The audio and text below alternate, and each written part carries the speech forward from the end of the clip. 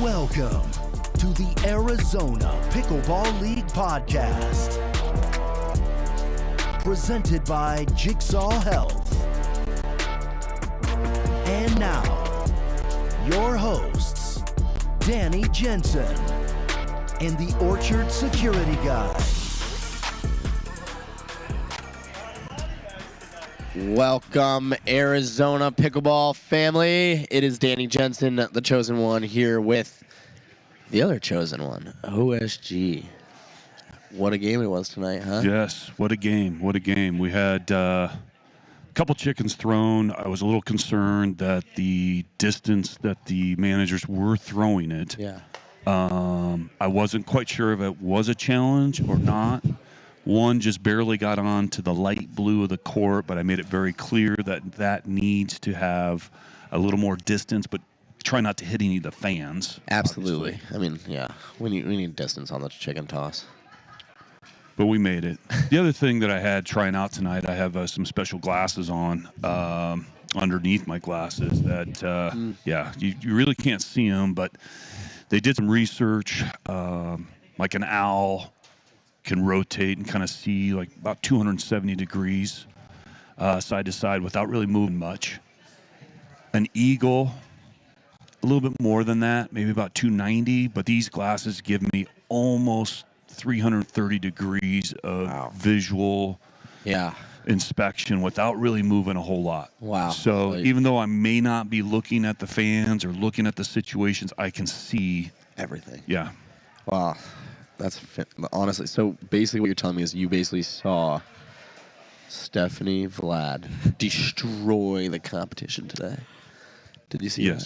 Yeah. Yes. What a fantastic game Stephanie Vlad had today. Thank you, guys. You killed it out there. You were just, in no pun intended, towards the whole gladiator theme. But you guys played very well. We did. We played well today. You know, Michael and I started out well in mixed. It was nice to kind of have like a cushioning this time. Absolutely. You know, it's a little daunting to go into like a second mixed match in a hole. So that was kind of our goal, is to like give our second teammates just some cushioning, some breathing room. Absolutely. Didn't score as many points as we wanted to, but still had a good lead. So that was nice. Absolutely. Helped for the second one, and then women's doubles with Ashley was fantastic. Yeah. So can you talk to us about, I mean, so let's just go through a few of Stephanie's stats. Are we allowed to brag about you a little bit? Oh, yeah, go ahead. I have no idea what they are. So Stephanie had 2 body bags, a 20-point differential, a 12-5 win in the first round, a 20-7 win in the third round, and an MVP to your name now. Yeah. Fantastic. That's really nice. That's a good night for me. There you go. So what I want to hear from you is basically, were you just feeling it?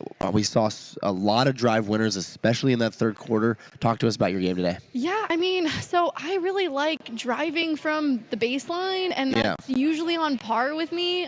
Today they were a little bit off, but like, the great thing is that I didn't let it bother me. Yeah. So having a good coaching staff and teammates, they were like, hey, take some pace off of it, you know, hit some third shot drops, like let's leave the drive alone today. And you know, Headings and some of my teammates have really been emphasizing like, you're so good at the kitchen, just get up to the kitchen. Yeah. So that's just kind of like what I did today. Not so good on my drives, but like really solid from the kitchen line. And I think Ashley and I fed off really well with each other. We saw openings up the middle. Didn't feel like we had to hit them that hard, but yeah, we found them. Yeah, no, it was a fantastic game from you guys, both strategy-wise and just, you know, you can have great strategy, but if you don't follow through and put the game behind it, doesn't really matter, right? So you guys were able to have the execution on top of that, and so it was really fun to watch. And another thing that I noticed, and maybe you felt this way as well, but like you guys were very confident in dinking kind of into that like middle area, that like that inside hip of the person on the left side, and it seemed to give you guys, 1, long rallies, but 2, like even though they weren't necessarily what I would consider like super dangerous, they were still effective, and they were giving you guys different balls and different looks. Absolutely. I think that set up our putaways was kind of going up the middle, either like not giving them an angle to work with. We noticed that both of them were kind of, leaving it open. Yeah. So it was a no-brainer for us to kind of go there, and it worked. We definitely noticed that from here. You guys just were definitely exploiting the weaknesses that they had, and it showed, and you were able to put your best foot forward and dominate the game. And OSG, did you notice as well? Were you going to give any warnings to play the center of the court for them, or? Circling back to the stats that you was talking about. Seriously. And again, the backhand is maybe the favorite, but I would like to go back and look and see at the net if you had less than probably a handful of unforced errors up there. Completely agree. So when you guys got up there, it was a very good match. And I believe very steady. We also talked about this when we were practicing the other day, because I got to be the one that actually played with you guys when Chris was out. And the interesting thing was that you were going a little bit more at some points for a little bit too much. I tend to sometimes cut it too much. I love my cut. Yeah. But I mean, it changes every matchup for sure. Yeah. But in women's doubles, the middle tends to be open. And you were so consistent, and so it was really fun to watch. And also talk to us about playing for that first time on the big stage with your new partner, Ashley. It was so easy. Candelaria. We share the bond of previously playing for ASU. Yeah. So I think we just naturally click in that aspect. She's super positive, regardless of outcome of points. Really encouraging for us to get up to the kitchen line quickly, and she has such a big presence. Absolutely. And she's such a good job of closing that middle, so it's not open either. So, and that's something that I sometimes struggle with. So having a partner that fills in where I lack it's a really good matchup for us. Yeah, that was really good to watch, and you guys definitely took control of the game, and then you imposed your will on it. But not to mention, you guys looked like you guys knew what each other were doing without really too much mistakes. I know there was a few balls here and there that obviously, but everybody has that, right? It's doubles pickleball, and but for the most part, for the first time playing, wow, it looked like you guys were had played together a lot. Yeah, we haven't. We had a couple games on Sunday with you, and then warmed up here and practiced a little bit. But I mean, we spoke a lot before, and we're like, hey, communication is key. Definitely. Mine, yours. We just have to talk a lot, and in between points, I think. Maybe it's being former tennis players. I think we kind of know how to talk to each other. Absolutely. So it worked out really well. Good communication between the two. And it's really interesting that you mentioned that, because I have a good friend who also plays in the Arizona Pickleball League. His name is Kyle Kajuta, that pickleball guy. And he actually talks about how oftentimes you communicate really well with people you play with a lot, and then you communicate less when you're playing with others. That you don't play with as much. And it should actually be almost the exact opposite. Yeah. It's you should communicate more when you're playing with people. And that's just something that not only that we can take at a high level, but anybody that's out there on any court, the more communication, the less errors. It's how it works. And communication's key both on the court and off, right? Yes. How would you do your job without any communication? I mean, how would we be safe without? There would not happen. Good point. Good point. Back to the kind of the start of the game, and Ashley Candelaria started like almost everybody that started here, shaky. And she was a little first tight. Serve into the return serve in the net. I think it actually hit the O in Orchard. It might hit the O in Orchard. Yeah. So what did you guys do to help her, kind of calm the nerve, so to speak, or? She's just, if you even speak to her, you can tell that she's just a really positive person. So even though I do feel like she was a little tight when she started, I didn't worry about her shaking off the nerves. I think also just having that big cushion lead was super beneficial for them in general. And then jumping out for women's, I think just, rolling off a lot of points and then seeing our lead build more and more, gave her more confidence. And I didn't feel any nerves when I was playing with her. So It was nice. You could actually see her game evolving as she played more throughout the day. It was kind of interesting. And then when it like really benefited you guys when you guys came out in the third. She got all those nerves out. Then all of a sudden, like you said, you built up points. All of a sudden, towards that second half of the third, it was like you guys are playing like rock stars, and she's getting those big forehand putaways, and she's jumping at the kitchen line. I'm over here calling her an Australian gazelle. Like I was going crazy. So it was so good to see that between the two of you and having such a great mesh early on. Danny, I think that's an emu, not a gazelle. The national bird from Australia. Emu. Why didn't I use that? That's all right. I could be better. I could be better. I could probably be more prepared. I'll be there next time. I apologize to the viewers. My bad. I could have been better. So, but with that said, I don't think you could have been better tonight. I appreciate it. Thank you. You played so very good. Well. Yeah, and we were very happy to have you and watch you flourish on the main stage. Thanks. I mean, I get a lot of help from my teammates. Like I said, like Chris, I think he has like an extremely high pickleball IQ. Always just gives me like little tidbits that I can like take away and work on. And his big thing with me is he's like, just get up to the kitchen. You'll be great there. Yeah. And like, I know he can help me even more. And then playing with Michael's a pleasure because he's just so nice and positive and totally quick and does ridiculous stuff. So it's fun playing with him too. So I just really enjoy the team in general too. We love that. Now, we might have you do a quick little switch with your GM really fast. It just popped nice that off. Nice job tonight. And great job. Yeah, you played unbelievable. Thanks, guys. Great job. Mike, you come in. Throw those on however you want. It's a little bit bigger than hers. So. We know. So, we are welcoming on the GM of the Gilbert Gladiators, Mike Gibbons. Wow, what a pickup you had. We actually had a quick conversation through text or telepathy. We don't know which one it was. And we were questioning if you were not the MVP of tonight's game.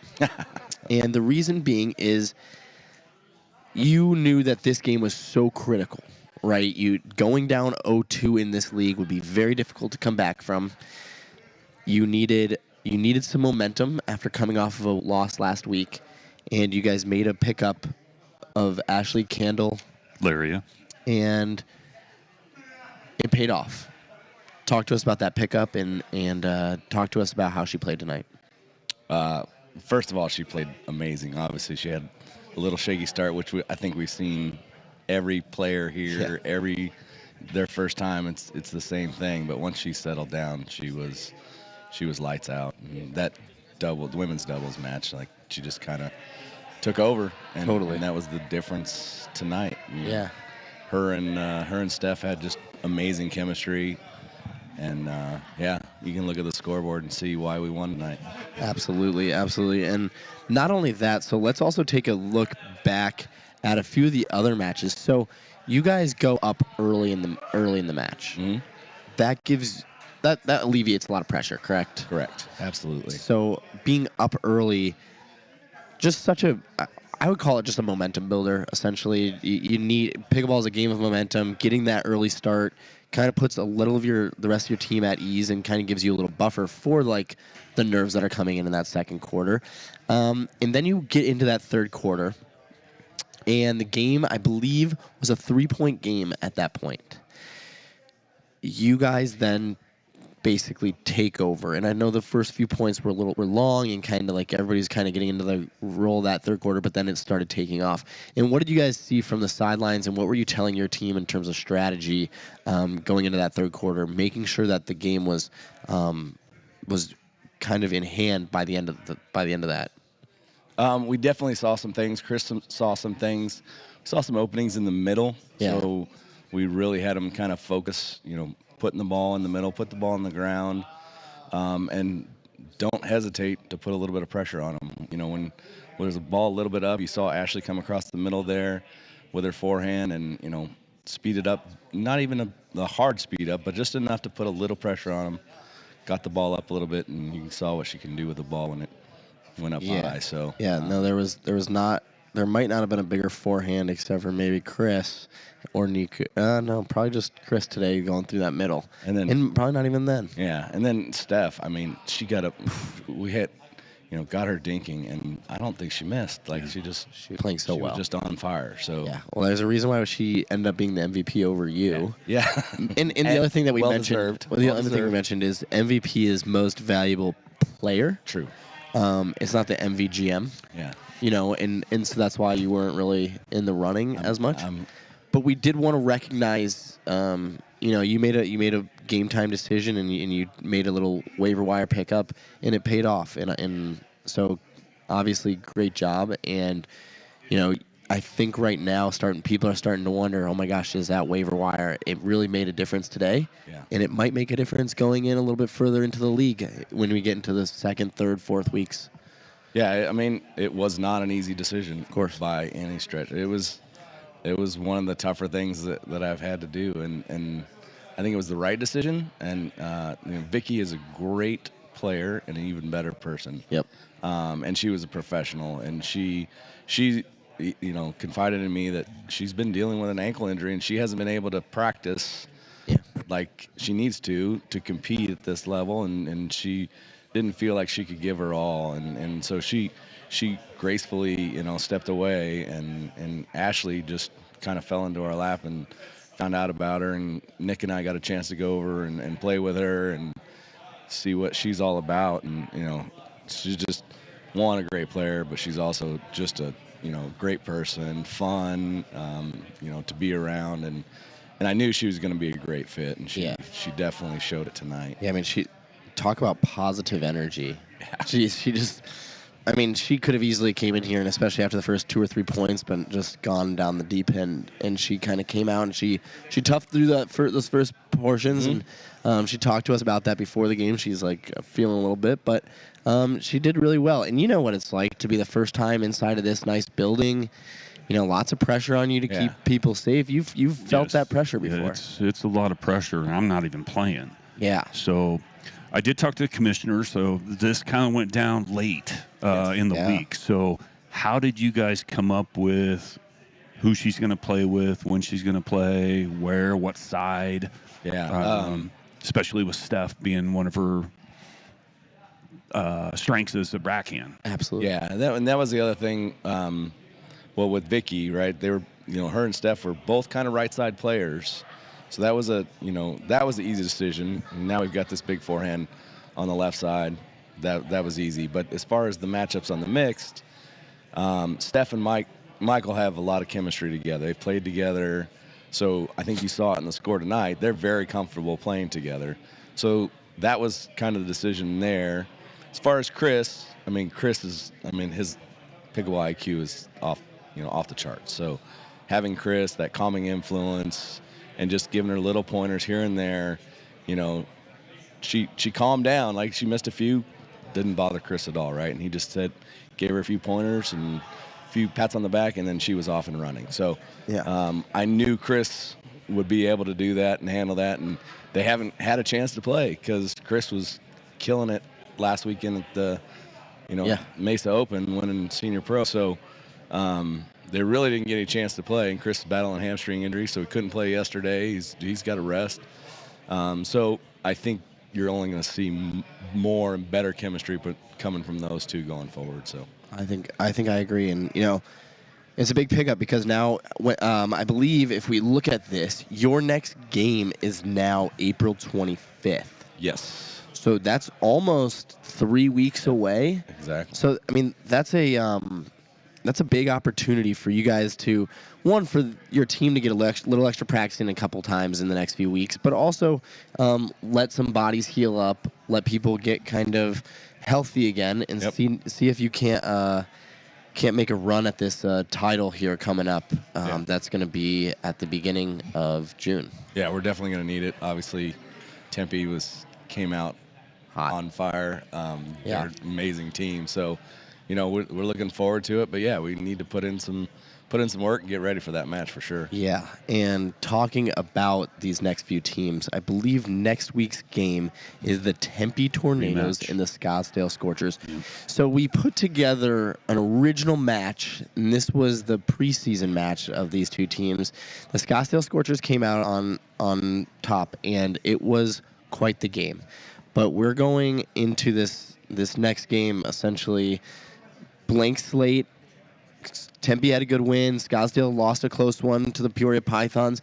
But you know what? It's been very entertaining. Do you have a prediction for us, being not really connected to either one of those teams, but just giving a little bit of a nugget for us here and a little treat for the show? I mean, I'm really looking forward to the men's doubles. Pace is on freaking cloud 9 as he should be. It's an amazing win this week. I don't want to. The hard part for me right now is that I gotta switch my mind, and I gotta kick Pace on the knees really fast because I actually got paired up against him first round at the next PPA. So, Pesta, I gotta come for you. So no, I'm just kidding. I love Pesta. He's been playing great. But and at the same time, Kyle and Craig, I mean, Florida, they were just absolutely amazing. Two right? great. I mean, it's gonna be an unbelievable game. Yeah, it's gonna be great. And then you got, of course, on the women's side, Dana was just on fire last time, and Michelle played great too. So yeah, I mean, I don't know. Do it. You got to do it. All right, you got to do it, right? Here we go. Yep, got to do it. I'm gonna go with 54-46. 54-46. Tempe. 54-46 Tempe. We're going to ask all the Scorchers about that one. No, I appreciate you giving a little bit of a little preview. That's definitely going to be a great really match. Good. Yeah, it'll be a fantastic match. And on top of that, we will have the OSG kind of ready to take on. I mean, that might be a big wild crowd again. Remember the first time? Yes. This is maybe Scottsdale Scorchers kind of come in. Last time they came in with a limo, I think, and they were a little rowdy, and we might have been some alcohol involved. And I checked it out. So you got to really be very tight on that game next week. We may have the dogs here for that. Yeah, we'll see. Bring the dogs. Bring the dogs. All right. Well, with that said, thank you. I see you're drinking our official beer. Yes. Fat Tire. Thank you. And OSG, why don't you lock it down for us? Pickleballers, been watching this game tonight, maybe even the last 6 months to a year. And what you're noticing when you're watching these great players, pros play, you're really starting to see a lot of specialty positions. Kind of like Dennis Rodman was in the NBA. Just a great rebounder. Randy Johnson is a great pitcher. Colin Johns plays right side specialist. Kind of like Danny Jensen. You have A.J. Kohler, great lob. You have Irina Terashenko, cut slice. You have lob specialist. Wait a minute. You don't want to be a lob specialist. Nobody likes a lob. You have Irina. You have Matt Wright, professional talker. Whatever you choose, you want your specialty to be. Just make sure. Get the ball over the net. Until the next episode. Good night.